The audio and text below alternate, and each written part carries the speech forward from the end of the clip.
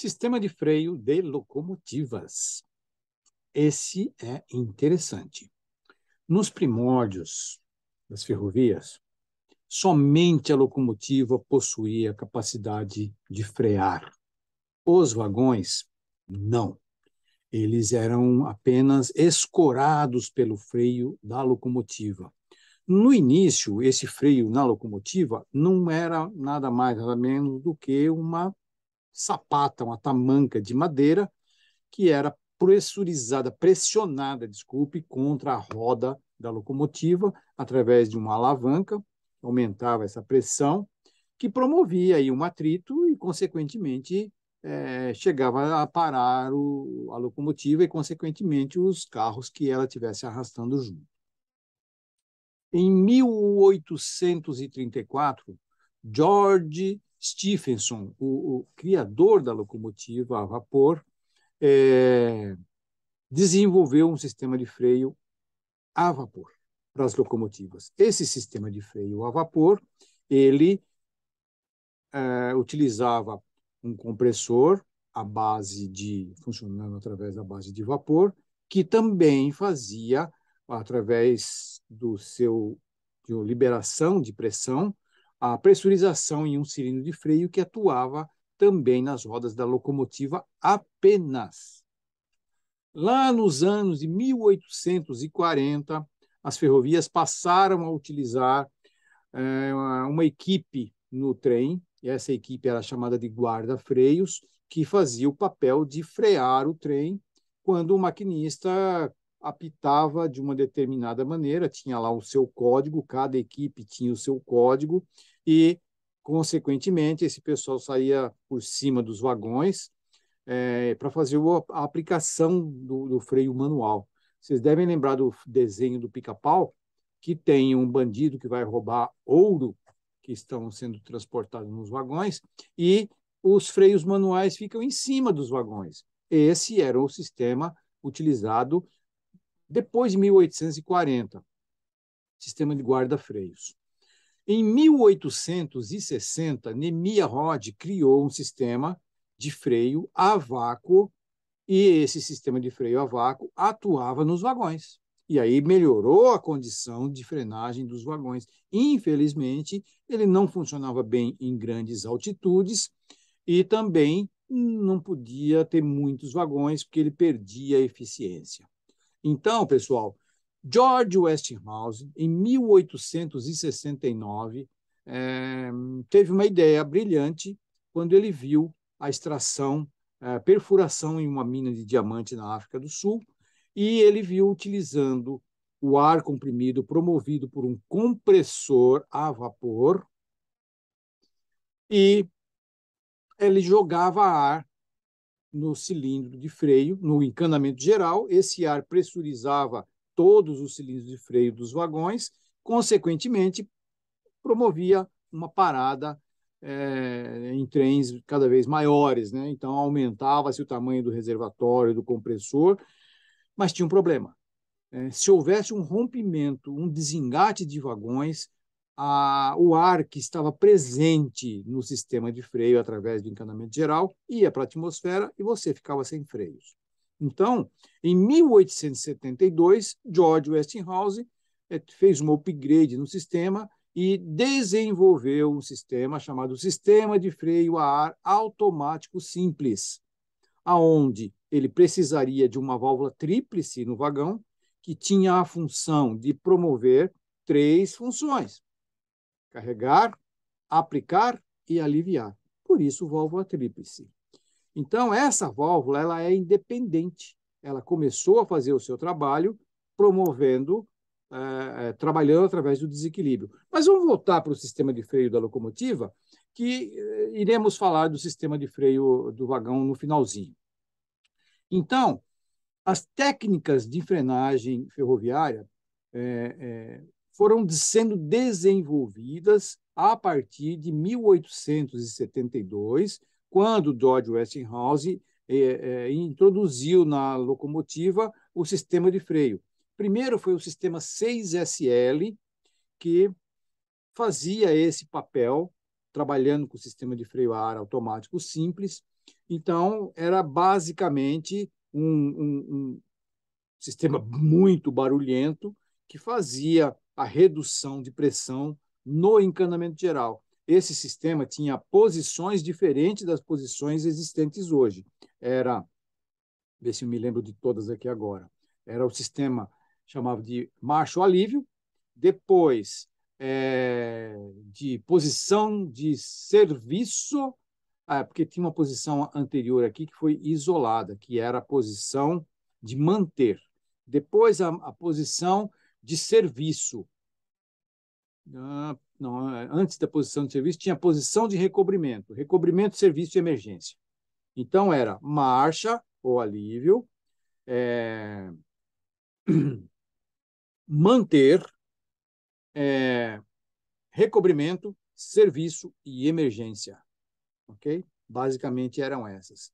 Tinha uma outra posição, que era anterior à posição de marcha, que era uma posição que ligava o reservatório principal direto no encanamento geral. Então, o reservatório principal trabalhava com 140 PSI.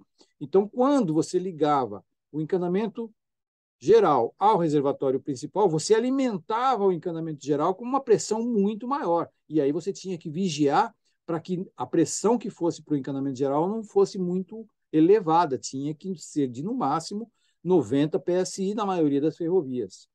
Então, como a maior parte dos maquinistas não respeitava isso, e isso dava muito problema na circulação do trem, essa posição foi isolada. Então, ele só conseguia levar o seu punho do manipulador até a posição de serviço ou alívio. Marcha ou alívio. Bom, beleza. O maquinista, para fazer uma aplicação de freio nesse sistema aqui, ele trazia... Ah, sim, pessoal, esqueci de falar da posição de manter, né, que era a segunda posição de manter aqui.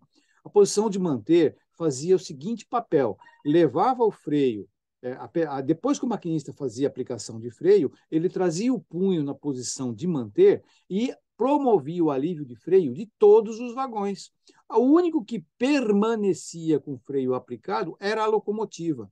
Então, isso aqui também foi isolado. Por quê? Porque foi desenvolvido o freio independente. Com o uso do freio independente, resultou que essa posição ficou inoperante. Então, eu tinha só a posição de marcha ou alívio, recobrimento, serviço e a posição de emergência. Bom, então, para o maquinista fazer uma aplicação de freio aqui, ele tirava da posição de marcha, levava para a posição de serviço, jogava o ar do reservatório para a atmosfera. Quando caía a pressão que ele tinha determinado, 5 PSI, 10 PSI, aqui não tem mínima, não tem nada, aqui é o maquinista que faz a redução. Ele trazia para a posição de serviço, caía a pressão quanto ele quisesse, para cortar esse escape, porque se ele deixasse aqui, ele ia a zero. Então, para cortar o escape, ele trazia para a posição de recobrimento e pronto, mantinha a redução que ele tinha promovido aqui, ok? Então, se ele queria aumentar a redução, ele levava na posição de serviço novamente e trazia para a posição de recobrimento, ok? Então, aqui, a posição de recobrimento, ela existe. E aí promovia-se, sim, o sistema de corte do escape de ar para a atmosfera. E a última posição, é claro, era a posição de emergência. Para promover o alívio, o maquinista tirava da posição de recobrimento e levava para a posição de marcha alívio e voltava a recarregar o trem. Okay? Já no sistema 26L, eu tenho a posição de alívio, redução mínima, serviço, a posição de... deu branco aqui, gente. Posição de... Eu lembrei aqui, né, finalmente. A posição de supressão, punho fora e emergência. Ok? Então, tá. O maquinista vai fazer uma aplicação, ele tira da posição de alívio, traz para redução mínima, aguarda a equalização do sistema, a reação do sistema e, se necessário, vai aumentando a redução no encanamento geral, caminhando em direção à posição de serviço total, que é a posição de serviço e de redução mínima até serviço total, ela é gradual, ela vai aumentando a redução do sistema de freio para a atmosfera.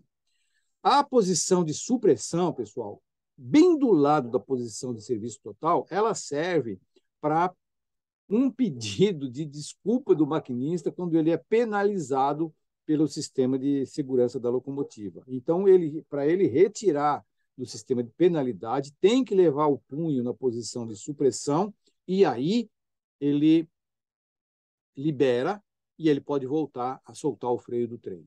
Então, é interessante. É óbvio, a posição de punho fora leva o ar da atmosfera, do reservatório da locomotiva, desculpe, do encanamento geral, para a atmosfera total, até zero, em ritmo de serviço.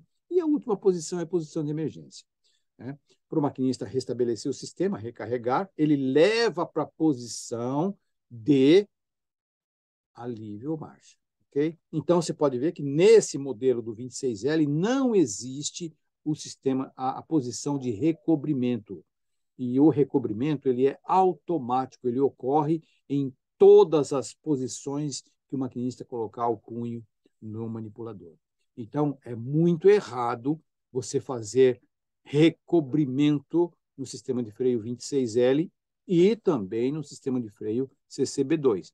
Por quê? Porque o CCB2 copia todas as funções do sistema de freio 26L, todas.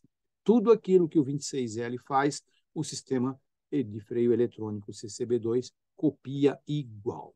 Bom, vamos voltar aqui ao progresso das técnicas de frenagem na ferrovia, que permitiu trafegar com um número de vagões cada vez maior, trazendo conforto para os passageiros e menor dano para as cargas.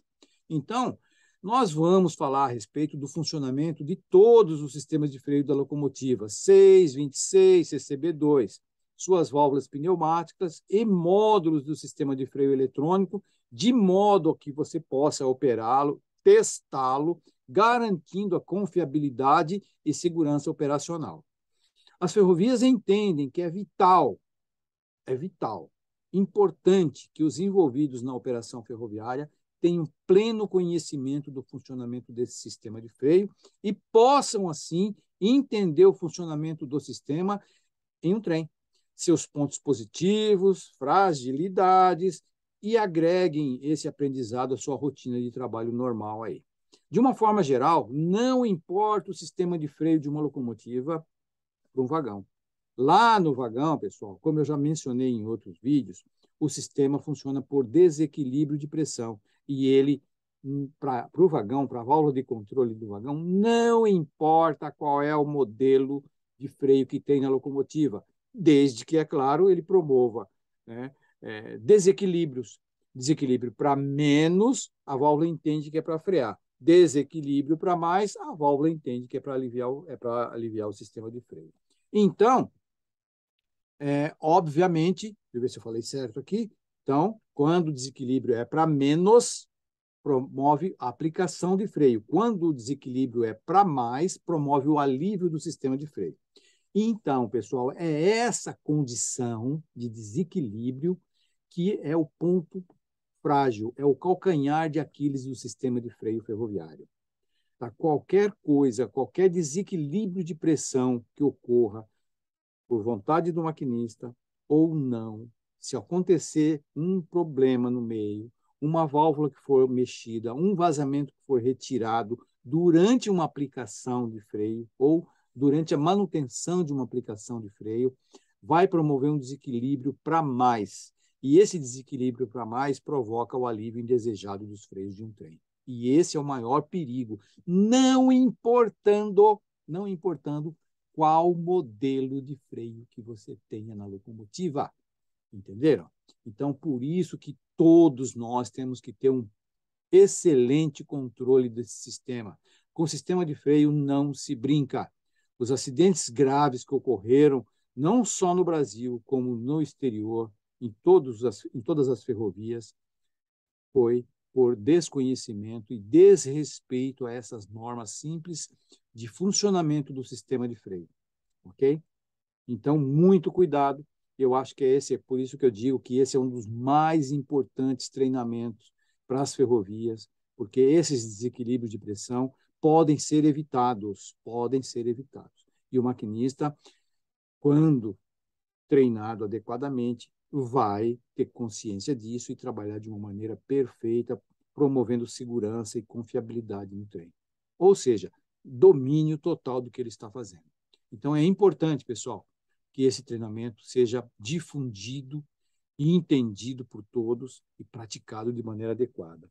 Então, muito obrigado pela atenção e exponha a sua dúvida para que nós possamos ajudar a eliminar, ok? Às vezes a sua dúvida é a dúvida de um outro colega também, e faz muito bem a gente explanar essas dúvidas aqui. Um abraço a todos.